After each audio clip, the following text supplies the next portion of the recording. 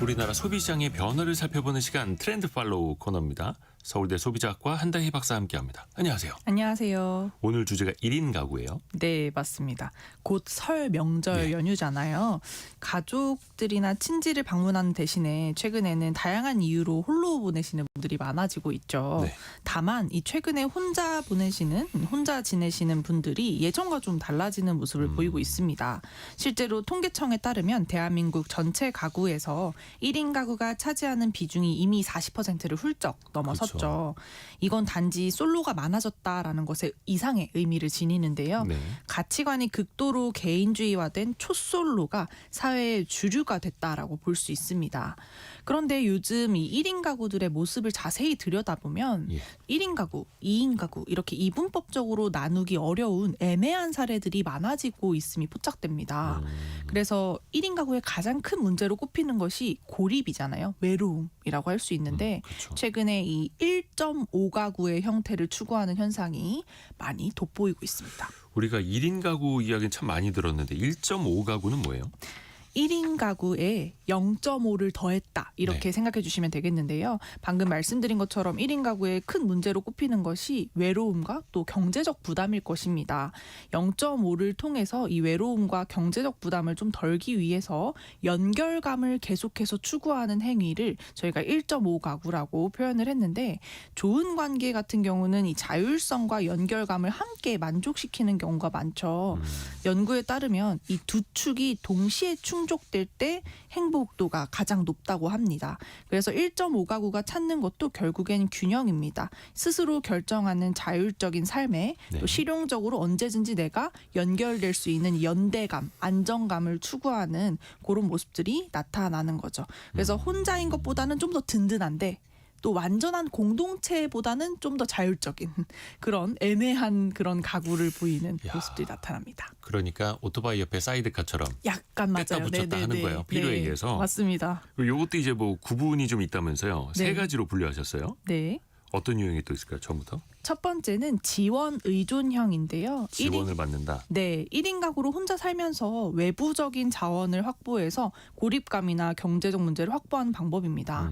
예를 들어볼까요? 저희가 인터뷰를 통해서 만난 한 20대 청년이 있습니다. 네. 그분은 혼자 살지만 완전히 혼자 산다는 느낌이 들지 않다고 해요. 왜냐하면 함께 생활하는 반려동물도 있고 또 자주 찾아와서 살림을 도와주시는 부모님이 계셔서 이 부모님이 차로 20분 거리에 사시는데 밑반찬도 종종 찾아와서 해주시고 또 살림을 도와주시고 그렇게 하신다는 거죠. 또 가끔은 집에서 부모님과 저녁 식사도 함께하는 탓인지 외롭다는 생각을 많이 해본 적이 없다. 이렇게 얘기를 하신다는 거죠. 근데 실제로 이게 재밌는 것이 데이터로도 확인이 됩니다. 네. 오픈서베이가 발표한 2025년 청년 1인 가구 트렌드 리포터에 따르면 청년 1인 가구들의 간편식 이용이 12% 감소했고 또 밀키트 이용은 10%나 감소했는데 이에 반해서 가족이 해준 요리로 먹는 식사의 비율은 5%나 늘었거든요. 그래서 이런 것들을 보면 확실히 좀 연결감을 추구하고 계속적으로 독립했지만 부모님의 이런 지원을 그런 식의 모습들이 나타나고 있습니다. 진짜 필요에 의해서 손을 벌리고 맞습니다. 그때 그래서 네. 1이 1.5가 되고 네. 근데 1.5가구 하면 가장 먼저 떠오르는 게 반려동물 아닐까요? 같이 네. 살 수 있는? 맞습니다. 이 반려동물도 1.5가구에 속하는데요. 트렌드 모니터의 조사에 따르면 1인 가구의 경우에 친구나 가족을 만들고 싶어서 반려동물 양육을 결정했다는 이들이 많은 것으로 나타났습니다. 실제로 설문조사 참여자들의 응답에서도 이 반려동물이 정서적인 측면에서 굉장히 긍정적인 효과를 준다라는 보고가 많았는데요. 반려동물 양육 이후에 또 하나의 친구가 생긴 것 같다. 아니면 웃을 일이 많아지거나 외로움이 해소되는 것 같다 하는 그런 경향이 뚜렷하게 나타났습니다. 그렇죠. 그렇죠. 또 1.5가구의 유형 두 번째 살펴볼까요? 독립지향형이요. 독립하고 싶어한다. 네. 이거는 1인 가구가 다 그렇잖아요. 네, 맞습니다. 그런데 핵심은 같이 살지만 혼자 사는 느낌을 원하는 겁니다. 이건 뭐예요? 요즘 임대료가 굉장히 비싸기 때문에 네. 혼자 살고 싶지만 혼자 살기 어려운 경우가 많아요. 그래서 룸메이트를 함께 구해서 사는 경우가 부쩍 늘고 있습니다. 월세 같이 나눠내자. 네, 맞습니다. 그런데 과거에 룸메이트 하면 우리 대학생 시절에 끈끈한 우정을 기반으로 뭔가 친구로서 정말 그렇게 역할하는 그렇죠. 모습들. 몇 시에 들어오는지 서로 체크해주고. 맞아요. 네, 그런 모습들이 많았는데 오늘날의 룸메이트 문화는 다소 좀 달라지고 있다는 거죠. 철저히 실용적인 목적을 위해서 계약 관계로 뭉치는 좀 전략적인 룸메이트가 많아지고 있는데요. 네. 살인적인 주거비를 감당하기 위한 하나의 비즈니스 파트너십에 가깝다고 보여집니다. 비즈니스형이에요. 네, 맞아요. 네. 그래서 함께 사는데 같이 산다는 느낌을 일부러 추구하지 않아요. 네. 실제로 이 룸메이트 매칭 앱들이 많아지고 있는데 네. 여기서 중요한 게 무슨 데이트 앱처럼 취미나 성격을 보는 게 아니고요.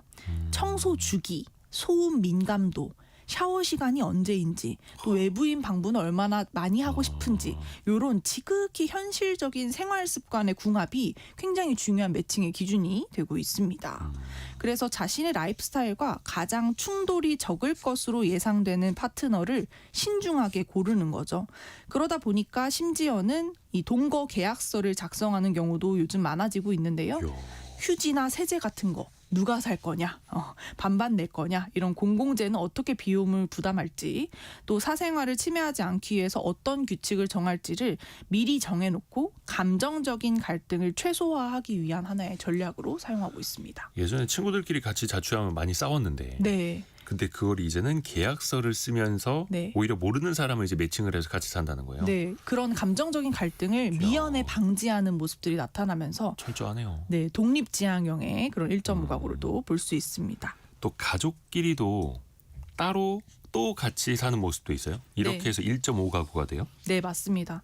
사실 요즘은 시간에 맞춰서 귀가해 온 식구가 함께 이렇게 식탁에 모여서 식사를 하는 풍경이 사실상 거의 추억의 풍경이라고 해도 과언이 아니에요. 그렇죠. 진짜 드라마 속에서나 볼 수 있죠. 맞습니다. 대가족들이 모여서 식사하는 거. 네, 요즘은 가족끼리 함께 살아도 그 식탁은 계속 유지되는데 사람만 이렇게 바뀌면서 사실상 1인 가구처럼 먹기도 하는데 심지어는 서로의 식성이 달라서 냉장고 칸을 분리해서 자기 음식을 보관하는 경우도 저희가 인터뷰를 해보면 좀 많아지고 있고요. 또 경제적인 필요나 돌봄 문제로 인해서 자녀 부부와 부모 세대가 함께 사는 이런 느슨한 합가 역시 새로운 형태의 재구성된 가족으로 좀 많아지고 있습니다. 그래서 최근에는 함께 살 때 각자의 독립성을 최대한 보장하는 방식을 네. 택하곤 하시는데 아예 처음부터 현관문이나 이 주방 화장실을 분리해서 따로 또 같이 살 수 있도록 설계된 세대 분리형 아파트가 인기를 끄는 것도 그 증거라고 할 수 있겠습니다. 현관문이 따로 있는. 네, 맞습니다. 그러게요. 이게 가족 형태인데 왜 아이돌 그룹이 유닛 활동 따로 하듯이 맞습니다. 10명인 멤버 중에서 3명, 4명만 따로 활동하고 이런 것처럼 네. 가족도 그렇게 되는 거예요. 네. 이게 우리나라만의 현상이에요? 아닙니다. 외국에서는 더 사실 활발하게 나타나고 있는데요. 중국 같은 경우에는 우정혼이라는 개념이 요즘 생겨나고 있는데 우정혼? 네, 로맨스 없이 친구로 동거를 하고 비용을 분담하면서 각자 연애를 또 자유롭게 하는, 그러다가 진짜 사랑을 만나면 이혼하는 이런 조항을 계약서에 넣어서 사회적으로 화제가 되기도 그러니까 했어요. 이성끼리인데 네, 같이 네. 살기 위해서요? 네, 맞습니다.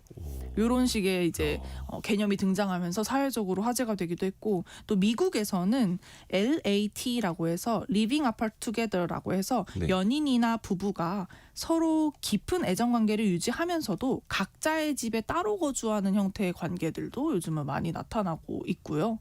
또 일본에서는 층간 가족이라는 개념도 새롭게 나타나고 있는데, 예를 들어서 아파트 3층에 사는 맞벌이 부부가 아이가 갑자기 아프다 하면 종종 그 4층 바로 윗집에 사는 은퇴한 노부부에게 잠시 아이를 맡기는 거죠. 그래서 그 노부부는 젊은 부부 덕분에 또 한번 이 귀여운 손주를 보는 듯한 또 활기를 얻기도 하고, 그 보답으로 또 어떤 경제적인 지원이나 이런 것들을 또 받기도 합니다. 그래서 전통적인 마을 공동체가 좀 해체된 도시 환경에서 사람들이 자신의 필요에 따라서 직접 설계하고 만들어가는 새로운 형태의 가족 형태가 좀 많이 나타나고 있는 것이 전 세계적인 변화라고 할 수 있겠습니다. 거기서 우리나라에서도 이제 결혼하고 맞벌이 하면서 일부러 부모님하고 같은 아파트 단지에 살고 이런 분들도 있으니까. 맞아요. 네.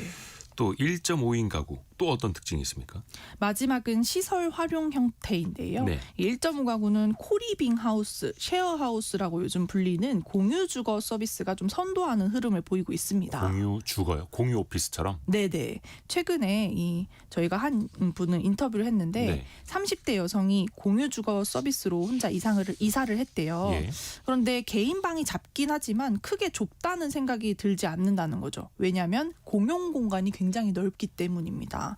이 공용 공간이 넓고 기능도 많고 또 세탁실도 따로 분리가 돼 있고 층층마다 부엌도 있고 또 1층에 카페 겸 커뮤니티 공간에서는 요가도 하고 북콘서트 프로그램에 참여해서 자기 개발도 도모하고 사람을 만날 수 있습니다. 아, 그 공용 공간이라는 게 네. 뭐 베란다라든지 이런 걸 말하는 게 아니라 네. 방 자체는 작은데 커뮤니티 시설처럼 네. 카페, 뭐 도서관, 맞아요. 뭐 헬스장 이런 게 있어서 네. 그러니까 방은 작아도 그건 참을 수 있다라는 거네요. 맞습니다. 그래서 뭐 주방이나 뭐 세탁실 이런 것도 아예 별개로 되어 있는 공유주거 서비스들도 있고요. 그래서 실제로 이 국내에서 공유주거 서비스가 많이 늘고 있습니다.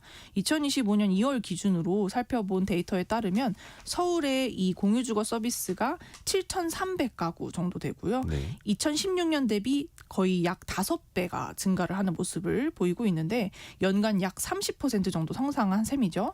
그래서 이 주거가 공간에서 이제는 좀 서비스로 전환하고 있다라고 볼 수도 있겠습니다. 이제 주거 형태가 공간이 아니라 서비스다. 네, 진짜 공유 오피스 얻어서 쓰는 거랑 똑같은 거네요. 맞습니다, 맞습니다.